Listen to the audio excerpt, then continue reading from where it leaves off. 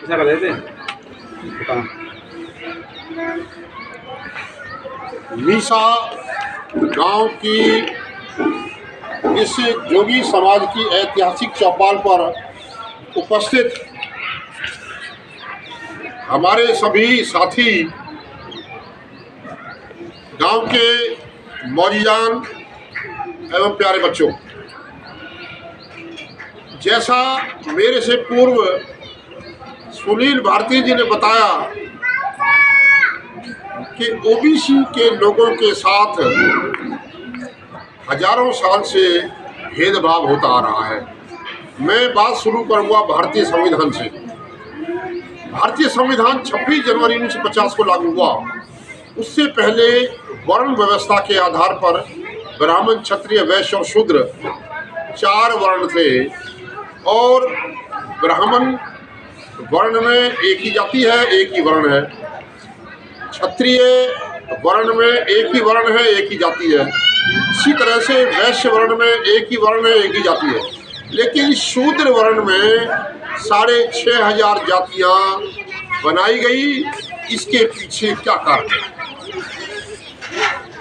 और उनको हक अधिकारों से वंचित किया, शिक्षा, संपत्ति और शस्त्र धारण से करने से वंचित किया। सब ब्राह्मण ने सबसे ऊपर अपने को सबसे ऊपर रखा।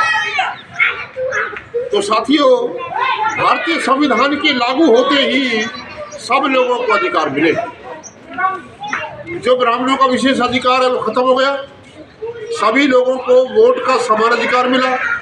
नौकरियों में सबको समान अधिकार मिला। किसी के बच्चे, किसी जाति के बच्चे को किसी भी पेपर कंपटीशन में अपीयर होने का अधिकार मिला। किसी भी जाति के बच्चे को IAS, IPS, collector, barrister, headmaster बनने का अधिकार मिला। तो साथियों, भारतीय संविधान के आधार पर जो वोट का अधिकार मिला, उस वोट के अधिकार को वर्तमान सरकार ने 0 घोषित कर दिया है। ईवीएम मशीन से वोटों की चोरी हो रही है। अच्छा। ईवीएम मशीन से वोटों की चोरी हो रही है। और जैसा आपको मालूम है कि लोग कहते हैं ईवीएम मशीन से कैसे चोरी हो सकती है। ATM से पैसे की चोरी हो सकती है, तो ईवीएम से चोरी क्यों नहीं हो सकती? आदमी के द्वारा बनाई हुई मशीन को हैक किया जा सकता है। तो इसके खिलाफ कन्याकुमारी से कश्मीर तक ईवीएम हटाओ देश बचाओ का अभियान चल रहा है, यात्रा चल रही है। इस यात्रा को वामसेफ के राष्ट्रीय अध्यक्ष, भारतीय मुक्ति मोर्चा के राष्ट्रीय अध्यक्ष, मूल निवासी नायक माननीय बावन वैष्णव जी ने ये यात्रा शुरू की हुई है। और दूसरा मुद्दा हमारा है ओबीसी की जाति आधारित गिनती कराई जाए। आप में से शायद किसी को मालूम हो, 2011 में जब केंद्र में कांग्रेस की सरकार थी, मनमोहन सिंह प्रधानमंत्री थे, तो ओबीसी के सारे नेताओं ने मुद्दा उठाया और कांग्रेस सरकार ने वादा किया कि हम 2011 में ओबीसी की गिनती कराएंगे। वादा करने के बाद सरकार मुकर गई। तो हमारे लिए, जैसा साहब काशीराम ने कहा था कि ये जो ईवीएम की मशीन है ये कांग्रेस सरकार लेके आई। जब साहब काशीराम ने नारा दिया था, वोट हमारा राज तुम्हारा, नहीं चलेगा, नहीं चलेगा। 85% लोग SC, ST, OBC के लोग, जिनको बहुजन के नाम से जाना जाता है, जब उन्होंने उनके बारे में साहब काशीराम ने कहा कि हम 85% लोग सरकार बनाएंगे, तो कांग्रेस के दिमाग में ये बात आई कि अब ये OBC का लोग जाग चुके हैं, अब ये जो हमारी सरकार बनने नहीं देंगे। तो ईवीएम की मशीन लेकर आए और ईवीएम की मशीन से चोरी हो रही है। इस बात को सुप्रीम कोर्ट ने 8 अक्टूबर 2013 के फैसले में माना।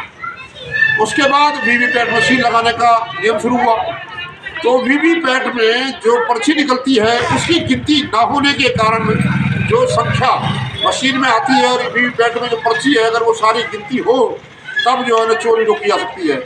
तो साथियों, ओबीसी के लोगों को जो संख्या में 60% है, 27% आरक्षण क्यों दिया गया? कमंडल का आंदोलन चलाया गया। जब मंडल का जो आंदोलन चला हुआ, मंडल के बारे में जानते हो ना, ओबीसी के लिए मंडल का आंदोलन वीपी सिंह ने जब लागू किया तो ये जो रिपोर्ट है ये कांग्रेस ने लागू नहीं की, ये लागू की वीपी सिंह सरकार ने। तो भारतीय जनता पार्टी जो आज ओबीसी के प्रधानमंत्री के रूप में आपको हम सबको पागल बना के ओबीसी नरेंद्र मोदी को बनाया गया, इसने ओबीसी के लोगों को ये सरकार में ओबीसी की गिनती क्यों नहीं करा रहे? ओबीसी की गिनती होनी चाहिए ताकि ओबीसी के लोगों के कल्याणार्थ योजनाएं बने और पैसा अलॉट हो। तो साथियों, ओबीसी के लोगों को अब जाग जाना चाहिए। ओबीसी के लोगों को, जब ये हमारी आबादी 60% है तो रिजर्वेशन भी 60% होना चाहिए। अभी आपको ध्यान होगा, आर्थिक रूप से कमजोर लोगों की मांग किसी ने नहीं की। जो सवर्ण जाति के लोग हैं उनको 10% आरक्षण दे दिया। जब ये कहते थे कि 49.5%, 50% से ज़्यादा हम आरक्षण नहीं दे सकते। क्यों नहीं दे सकते? 15% जो ब्राह्मण बनिया जो ठाकुर हैं उनकी संख्या 15% है, वो 50-50% का मार खा रहे हैं। और हम लोग जो 85% लोग हैं उनको, हमारे को तुम 49.5% में रखना चाहते हो। ये साजिश, इस साजिश को आपको समझना पड़ेगा। तो साथियों, इसके अलावा हम लोग बहुत सारी चर्चा करेंगे। ये कुछ बातें ऐसी हैं जो सबके सामने करने की होती है और कुछ बातें ऐसी हैं जो चुप करने की होती है, जो रणनीति के तहत होती है। तो आप लोग इस बात को समझोगे कि ओबीसी के, और ये ओबीसी की जो महापंचायत के बारे में, ओबीसी के लोगों को जगाने के लिए 11 अप्रैल को महम चबूतरा चौबीसी, जो हरियाणा की, जहाँ से राजनीति में उलटफेर होता है, तब्दीली होती है, वहाँ रोहतक जिला में है। वहाँ 11 अप्रैल को एक ओबीसी महापंचायत आयोजित की जा रही है। उस पंचायत के लिए हम गांव-गांव में न्योता दे रहे हैं, आप लोगों को चलने के लिए कह रहे हैं। और वहाँ जो ओबीसी के बहुत बड़े नेता आ रहे हैं, लोग आ रहे हैं, वहाँ जब सुनेंगे तो समझेंगे। तो आज हम आपको निमंत्रण देने के लिए आए हैं कि आप लोग 11 अप्रैल को तैयारी के साथ चलें और हरियाणा में जो ओबीसी के लोगों के साथ जनजाति केंद्र में हो रही है उसको रोकें। इसी के साथ सभी को जय भीम, जय भारत, जय संविधान, जय विज्ञान, जय बुद्धिवादी।